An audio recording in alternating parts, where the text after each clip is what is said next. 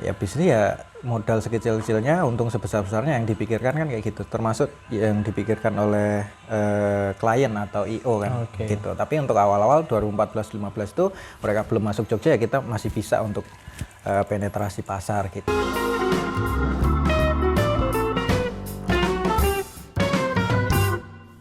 Karena Nah, dari kegagalan itu akhirnya meningkatkan apa nih di dalam Mas Hasannya sendiri?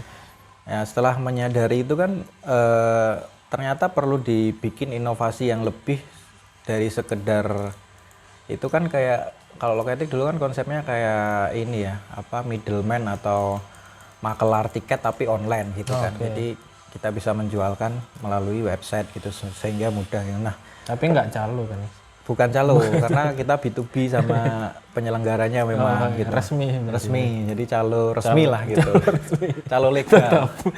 Calo legal. Iya, iya. Nah, ya itu terus kita belajar juga apa sih, gimana sih startup, terus gimana cara bisnisnya, cara kerjanya startup, funding segala macam, seri A, seri B, seri C segala macam lah.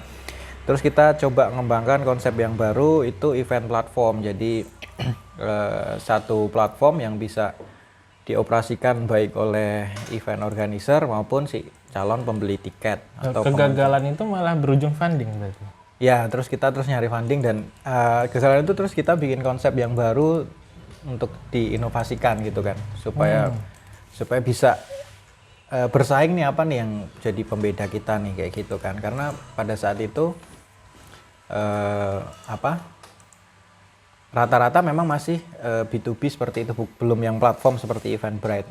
Nah, itu nanti ada sisi kegagalan juga di situ, nanti di depan saya ceritakan. Iya, siap.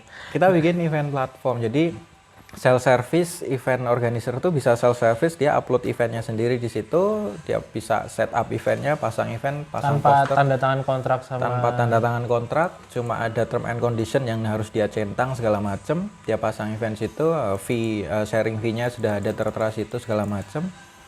Nah itu terus konsepnya seperti itu. Terus konsep di hari H juga kita bisa bantu dari sisi teknologi, kayak gate scanning, terus manpowernya. Jadi kita bisa jadi divisi ticketingnya di satu event gitu, dan juga divisi teknologi mungkin kalau bisa dibilang ya. Terus after eventnya kita bisa analisis hasil dari event itu, apa yang datang berapa orang, demografinya gimana, sehingga nanti kalau memudahkan si event organizer itu tahun depannya dia mau Smart bikin data, lagi smart data gitu. Jadi kalau tahun depan dia mau bikin event itu lagi, dia udah tahu nih pasarnya di mana kayak gitu kan. Biasanya event tuh ada yang tahunan ya. Misalkan apa temanya misalkan economic jazz gitu kan, ada economic jazz 2015, 16, 17 dan seterusnya. Itu biasanya temanya sama jazz gitu. Cuma apa yang diusung tema per tahun itu beda-beda gitu. Tapi secara garis besar dia jual jazznya itu kayak Yang beli tiketnya pun mirip-mirip. mirip-mirip ya, tergantung nanti apa guest star utamanya siapa gitu. Nah itu terus kita nyari funding, dapatlah angel investor. Bentar Mas, Funding. jangan langsung ke sana. Oh dulu. iya siap Mas. Nah itu kan tadi kegagalan bisnis nih Mas. Nah, kalau kegagalan pribadi sendiri ada nggak? Mungkin percintaan, pertemanan atau apa gitu, yang akhirnya apa ya, meningkatkan kualitas diri atau bahkan ada nyambungnya sama ke bisnisnya sendiri gitu. Misalkan dari kegagalan pribadi, ada kan kayak misalkan Mark Zuckerberg tuh dia putus cinta terus akhirnya bikin Facebook gitu. Nah, Mas Hasannya sendiri. Aku belum nonton filmnya soalnya. Oh iya, Mas Hasan sendiri gimana? Apa ya kalau kegagalan pribadi itu? Kegagalan pribadi banyak sih Mas sebenarnya. Itu malah lebih Iya, banyak maksudnya daripada kegagalan yang bisnis. leverage-nya itu loh, yang akhirnya ngebangun dirinya Mas Hasan ini sendiri gitu.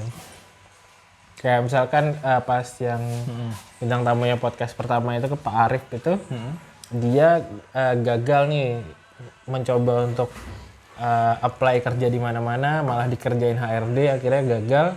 Nah dari kegagalan itu dia bikin bisnis sendiri, itu kan meleverage dirinya. Nah mungkin ada kegagalan pribadi yang Kegagalan cinta banyak Mas. Kegagalan cinta ya terus bisa belajar mengenal wanita gitu kan, gimana cara memperlakukan, meskipun saya juga belum bisa juga aku ya itulah kayak gitulah masalah cinta kayak gitu. Kalau kegagalan pribadi itu Mungkin SMP, SMA, atau SMP apa. SMA apa ya Mas ya?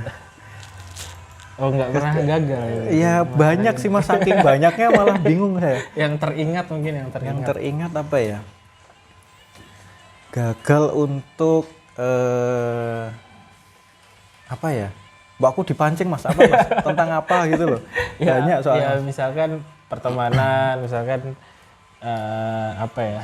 Gagal menjalin pertemanan yang produktif atau apa gitu, misalkan ya tadi cinta atau misalkan Oh keluarga iya atau iya iya. apapun gitu misalkan. Tapi berkaitan ya masih berkaitan dengan bisnis sih, karena aku memang ini ya apa jadi dulu aku SMK-nya IT tapi kuliahnya bisnis gitu, pemasaran gitu. Jadi semakin kesininya malah cenderungnya ke bisnisnya, passionnya ke situ ternyata. Nah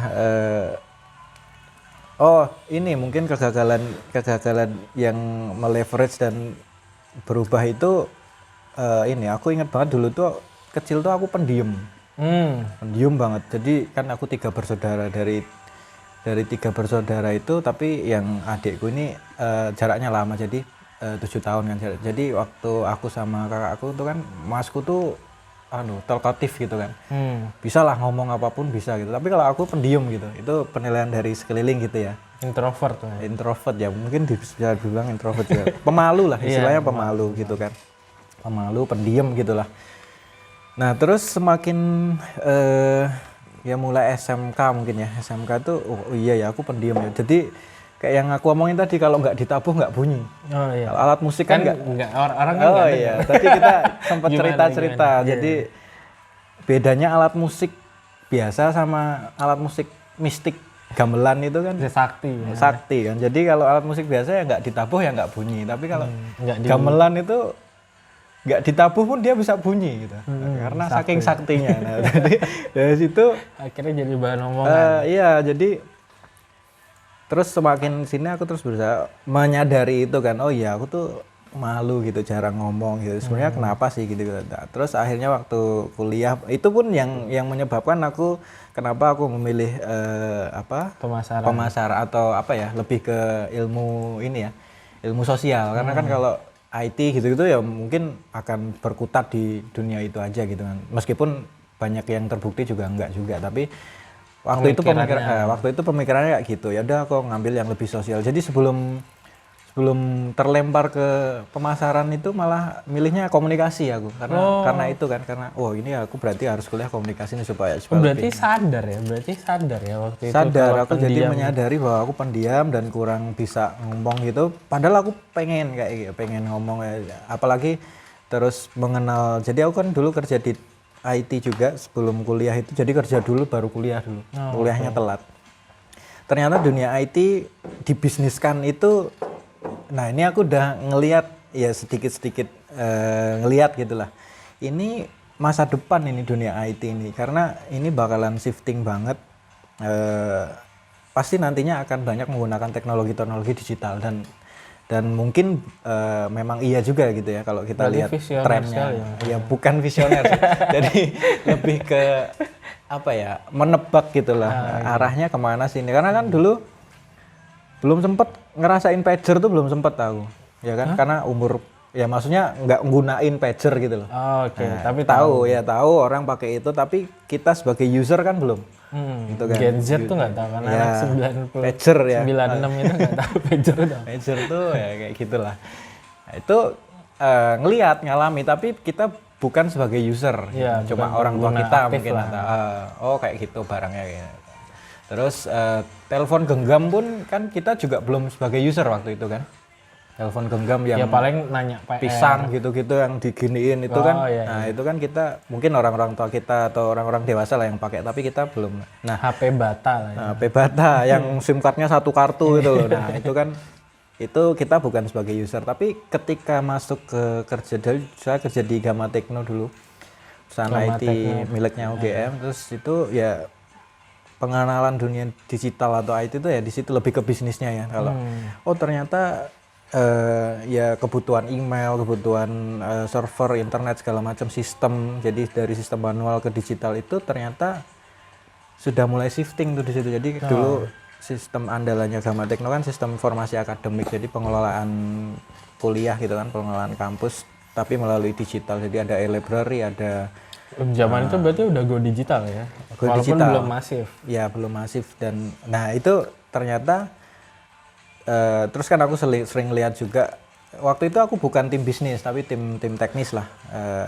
Tapi kepo. Tapi kepo tim bisnis kok sukanya buka LPSE segala Apa macam. itu, Oh, LPSE itu ini portal untuk pengadaan. Oh, oke. Nah, ternyata kalau pengadaan di pemerintah harus diupload segala macam gitu-gitulah. Oh, ternyata